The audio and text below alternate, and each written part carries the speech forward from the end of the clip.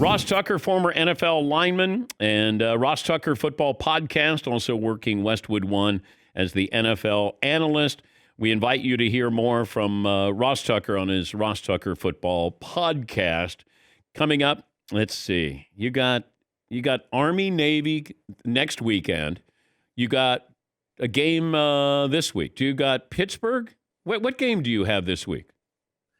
So I've got tomorrow night, Cowboys, Ravens for Westwood One, then Army, Navy, then Sunday, I'll do Bills and the Steelers. So, and I know you pay attention to this stuff, Dan.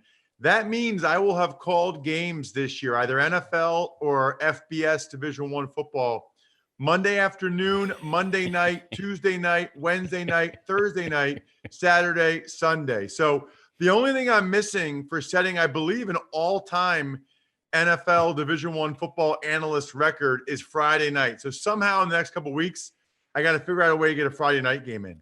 No, just do a high school game.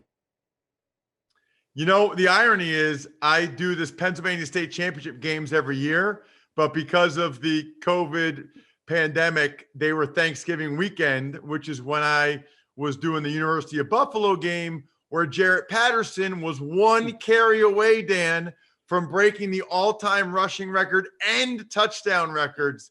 And I don't know if you saw, but I did not take it overly well when he was pulled from the game. He is Ross Tucker joining us on the program. All right, now just give me the defensive philosophy of Greg Williams. Like, what is he thinking in this moment as to why this is going to work, given putting pressure on Derek Carr and leaving his secondary exposed, and in this situation with Henry Ruggs, man-on-man coverage? Yeah, so I don't think it's necessarily the smartest move, but I will tell you, Dan, this is who he is. I mean, he almost always is going to be more aggressive than the situation would typically call for. I played for him in Buffalo in 2003, Washington in 2007 when he was a defensive coordinator. This is kind of who he is. The thought process, by the way, I'm not saying it's right. The thought process is if you come with a zero blitz, right, that means you're bringing one more guy than the offense has to block. The quarterback has to get rid of the ball before he can throw it deep. And all you need to do is have your defensive backs who are man-to-man coverage play off coverage. So if they're playing off, they're given a 10-yard cushion. Quarterback needs to get rid of it. He's got to throw it underneath or get rid of it quickly. You come up and you make the tackle. Unfortunately, the Jets' undrafted free agent corner, Lamar Jackson, didn't really get the memo, and he fell for a double move, a stutter and go, which you cannot do that. I mean, you can't do that. So I know a lot of blame's going to Greg Williams, and that's fine. But if you're Lamar Jackson in that situation, there is no double move, buddy. Just you play back. You let him catch it in front of you, and then you tackle him.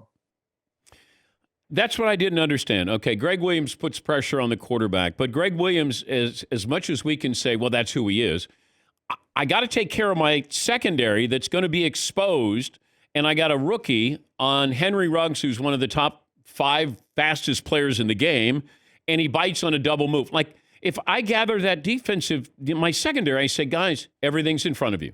Everything's in front of you. We're going to blitz. Everything's in front of you. Make them catch the ball in the middle of the field. That's it.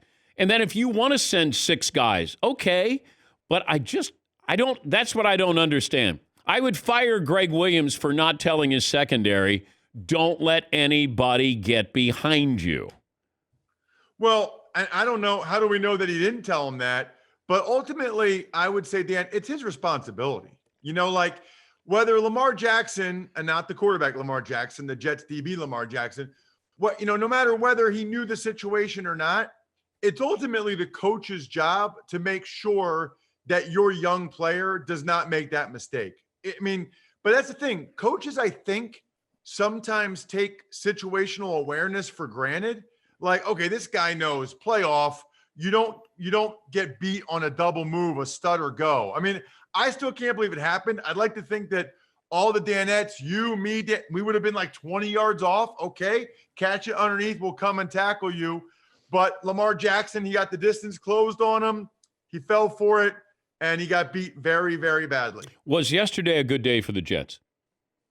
Absolutely. Okay. Yesterday was a great day for the Jets because it showed some promise without losing the ability at the number 1 overall pick. I got to tell you, I haven't had that much fun in a while, Dan, watching the red zone, the end of the 1 o'clock games. And look, there was a bunch of great games. The Lions-Bears ending, the Texans fumble against the Colts.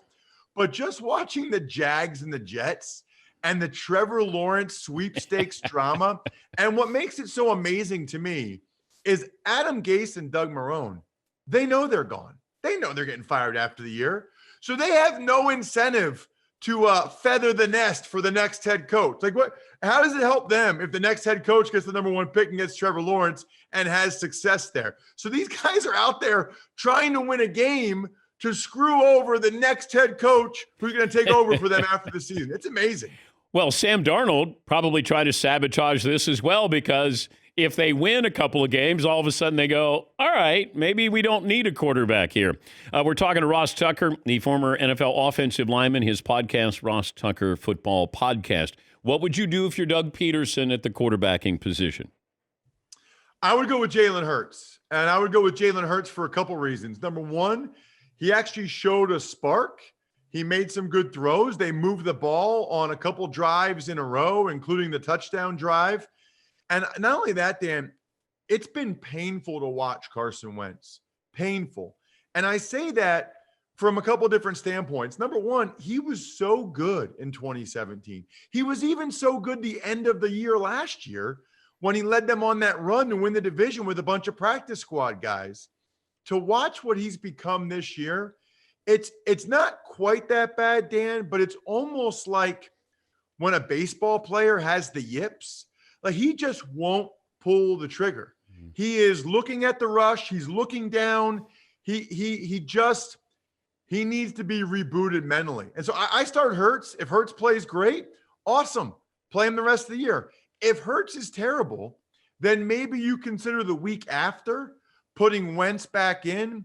But they got to do something to try to reset, unplug, whatever you want to say with Wentz, because I've never seen anything like this, a quarterback deteriorate their performance this bad. And he's such a good young man.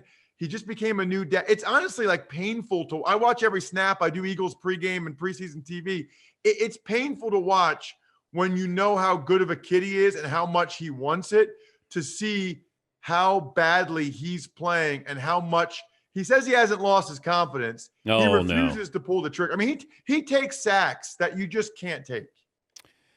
Explain to me the Chiefs. They might be the best team in football, but they certainly have a bad habit of keeping everybody that they're playing in the game. Doesn't matter, Dan. You don't check Twitter enough. Chiefs are clearly the best team in the history of the galaxy. They're going to win every playoff game by 20. They're way better than the Steelers. It really is emblematic of our society. We all know Mahomes is great and Tyreek Hill and Travis Kelce. Look, and the Chiefs are great and they might win it again. But there's this narrative out there that the Steelers, quote unquote, aren't really good because they haven't looked that impressive in some of their wins. Meanwhile, the Chiefs just barely beat the Broncos. The week before that, they beat the Bucks by 3. The week before that, Raiders by 4 in a great game. The week before that, they beat the Panthers by 2. Like, there's this thought process out there that the Chiefs are some unbeatable team. It's just not based in reality. I think that Chiefs-Steelers game will be awesome. I hope it happens. But this idea that the Chiefs are like 20 points better, it's just not founded in any sort of reality.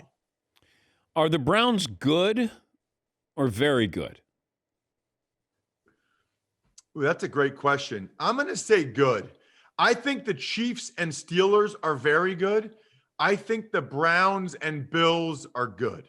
I can't go very good with the Browns or the Bills. I will say this, though. I love what the Browns did yesterday.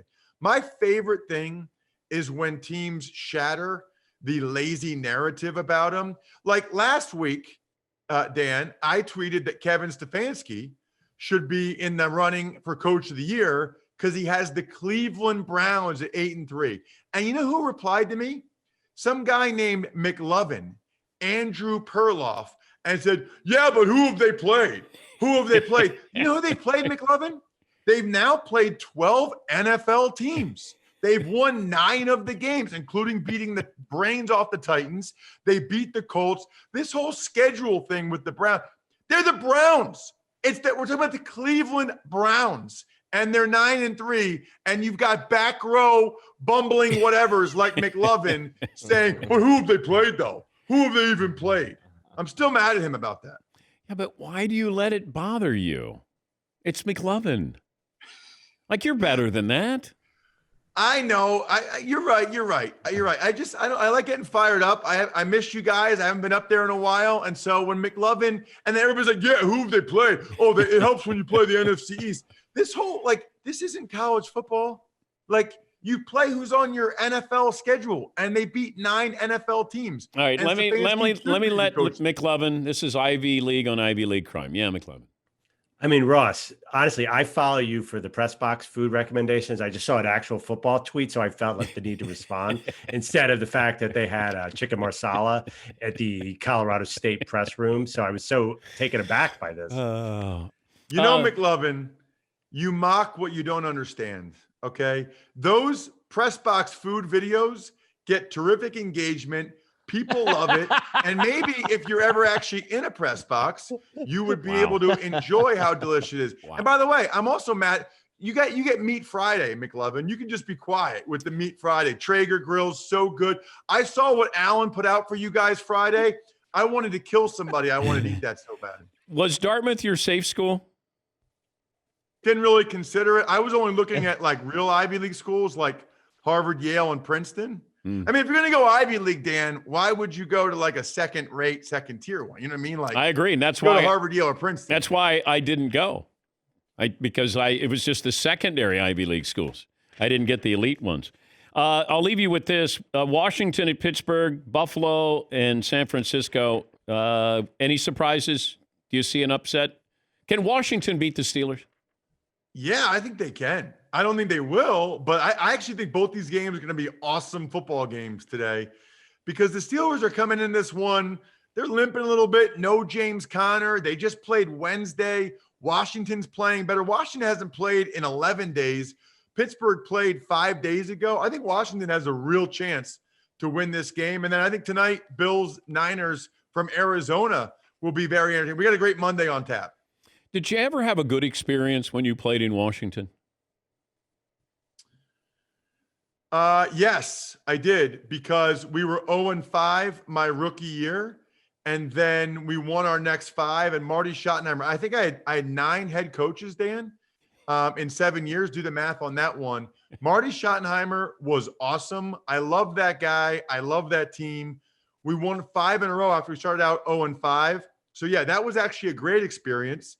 And Washington would have been so far ahead of things, but then Daniel Snyder fired him after 1 year because Marty wouldn't let Daniel Snyder make the decisions with the front office. So he got fired after 1 year, brought in Spurrier, easily the worst coach I ever had. So arguably the best coach I ever had to the worst, just because Daniel Snyder wanted to call the shots. It's really a shame. Why was Spurrier so bad?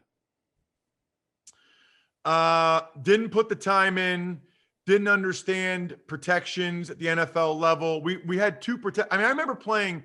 I started every preseason game for him in 2002. We had 2 protections, Dan, and there were no hot reads, no sight adjusts. So you're just supposed to audible to the other protection or to a different play based on what the defense is showing. Well, in the NFL, if they show the guys are coming from the left, they're coming from the right. I mean, it was, I could do a whole segment on Spurrier. He was not a good coach, but we kind of liked him because if it rained, we wouldn't have practice because he didn't want to stand in the rain. So we used to root for rain just so we didn't have to practice that day. Did he know your name? Because he famously did not know the names of his players, especially on defense. Oh, no, he knew my name because one time in a team meeting, I got pushed back against the Steelers. I gave up 4 yards to Casey Hampton. And in the team meeting, Spurrier said, "Hey, Tucker, these aren't like those guys from Yale or Brown. These guys mean business up here. You're getting pushed back." Meanwhile, Dan, Casey Hampton's the strongest dude in the history of the world. I was actually pretty happy that I only gave up 4 yards of push on the play. But everybody, all the guys are dying laughing.